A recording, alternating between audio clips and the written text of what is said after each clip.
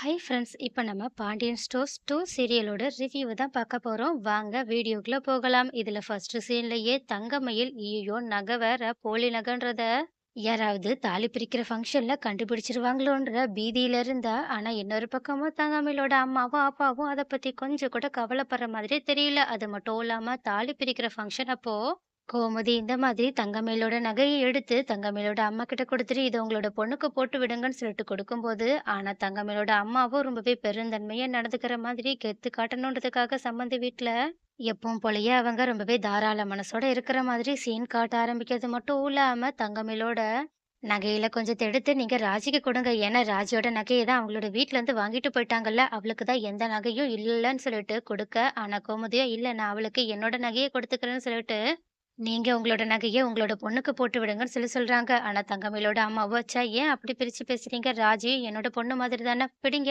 இந்த நகைய ராஜிக்கு போட்டு விடுங்கன்னு சொல்லிட்டு தங்கமயிலோட நகையில இருந்து பாதி நகைய எடுத்து ராஜிக்கு போட்டு விடுறதுக்காக அவங்க கிட்ட குடுக்கறது மட்டும் இல்லாம, அவங்களே ராஜிக்கும் போட்டு விடுறாங்க. அது மட்டும் இல்லாம தங்கமயிலுமே அவங்க அம்மா இப்படி அதிக பிரசங்கித்தனமா பண்ற விஷயம் பிடிக்காம இருந்தாலும், வேற யாரு முன்னாடியுமே இத வெளிப்படுத்த முடியாதுன்ற காரணத்துக்காக பல்ல கடிச்சுக்கிட்டு அவங்களோட நகை எல்லாத்தையுமே ராஜிக்கு போட்டு விடுறாங்க. ஆனா, தங்கமயிலோட அம்மா இன்னுமே ஒரு படி எக்ஸ்ட்ரா போய், இந்த நகை தங்கமயிலோட உனக்கு தாம்மா பொருத்தமா இருக்குன்னு சொல்லிட்டு அவங்கள பாராட்டலாம் செஞ்சுட்டு இருக்காங்க. ஆனா, ரொம்பவே கடுப்போட நின்னுட்டு இருக்க தங்கமயிலோ அவங்க அம்மா எப்படா தனியா மாட்டுவாங்க, அவங்க கிட்ட இந்த விஷயத்த பத்தி பேசலாம்னு சொல்லிட்டு காத்துட்டு இருக்காங்க. ஆனா இந்த பக்கம் இது எதுவுமே தெரியாத ராஜியோ நகை கொடுத்ததுக்காக தங்கமயில் கிட்டயும், தங்கமயிலோட அம்மா கிட்டயும் நன்றி சொன்னது மட்டும் இல்லாம, மீனா கிட்ட அந்த நகைய காட்டி, இந்த நகை எனக்கு ரொம்பவே பிடிச்சிருக்குன்னு சொல்லிட்டு பேசிட்டு இருக்கிறது மட்டும் இல்லாம, மீனாவுமே இந்த நகையில நீ ரொம்பவே அழகா இருக்க. வா நம்ம போய் செல்ஃபிலாம் எடுத்துக்கலான்னு அவங்கள கூப்பிடுறாங்க. அதே மாதிரி கோமதியும், "நீங்க என்னனாலும் பண்ணுங்கம்மா. எனக்கு வீட்ல நெறைய வேல இருக்கு. நானும்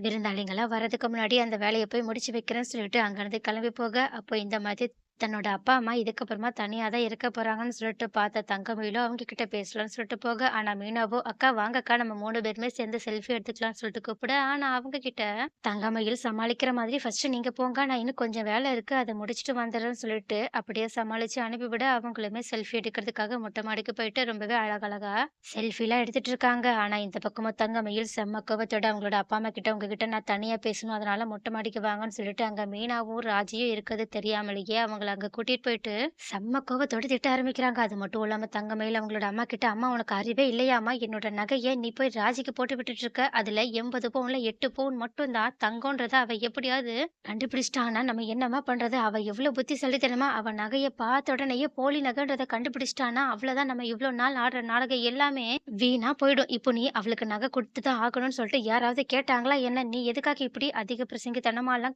பண்ணிட்டு இருக்க? நீ பண்ற வேலைய பார்த்தா, நீ போகும்போது உன் கூடயே என்னையுமே கூட்டிட்டு போயிடுவ போலயே! இந்த வீட்ல இருக்கவங்களுக்கு மட்டும் அந்த போலி நகைய பத்தின உண்மை தெரிஞ்சுச்சு, அவ்வளதான் நான் வாழ்நாள் முழுக்க இந்த வீட்டுக்குள்ளேயே வர முடியாது. அது மட்டும் இல்லாம மாமாக்கு மட்டும் உண்மை தெரிஞ்சுச்சு, அவங்களோட கோபத்த பத்தி உனக்கு தான் நல்லா தெரியுமே! என்னெல்லாம் எட்டி கூட பார்க்க மாட்டாங்கன்னு சொல்லிட்டு கத்திக்கிட்டே இருக்கா. அப்ப கரெக்ட்டா மாடியில நின்னு செல்ஃபி எடுக்கலான்னு சொல்லிட்டு துணிக்கு பின்னாடி நின்னு மீனாவும், ராஜியும் செல்ஃபி எல்லாம் எடுத்துட்டு இருக்கும்போது, அவங்க 2 பேருமே தங்கமயில் இந்த மாதிரி அவங்களோட அம்மா கிட்ட கோவத்தோட பேசிட்டு இருக்கிறது எல்லா விஷயத்தையுமே கேட்டது மட்டும் இல்லாம செம்ம ஷாக்கோட வெளிய வந்து ராஜி தங்கமயில அக்கான்னு சொல்லிட்டு கூப்பிட, உடனே இத பார்த்துட்டு தங்கமயில், தங்கமயிலோட அம்மா, அப்பான்னு சொல்லிட்டு எல்லாருமே செம்ம ஷாக்கோட நின்னுட்டு இருக்க. ராஜியோ அதை விட அதிகமான ஷாக்கோட, "அக்கா நீங்க இப்ப சொன்னது எல்லாமே உண்மையா? உங்களோட நகையில 8 பவுன் மட்டும் தான் தங்கமா? மத்தது எல்லாமே போலி நகையா?" அப்படின்னு கேட்க, உடனே இத கேட்ட தங்கமயிலுமே இவங்க எல்லா உண்மையுமே தெரிஞ்சுக்கிட்டாங்க. இதுக்கு மேலயே இவங்க கிட்ட பொய் சொல்ல முடியாதுன்ற காரணத்துக்காக உடனடியா அவங்க கிட்ட பயத்தோட, "ஆமா.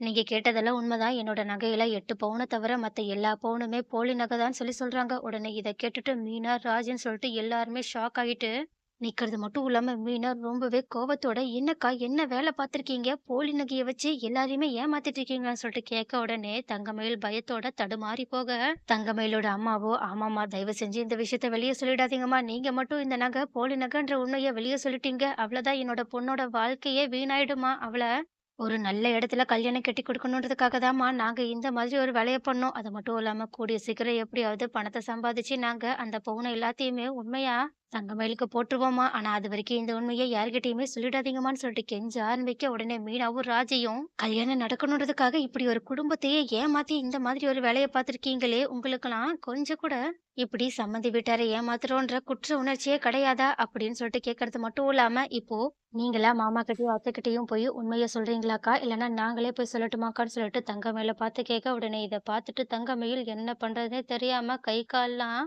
நடுங்குற அளவுக்கு பயத்தோட நின்னுட்டு இருக்காங்க. அதே மாதிரி தான் அவங்களோட அப்பா, அம்மாவும் நின்னுட்டு இருக்காங்க.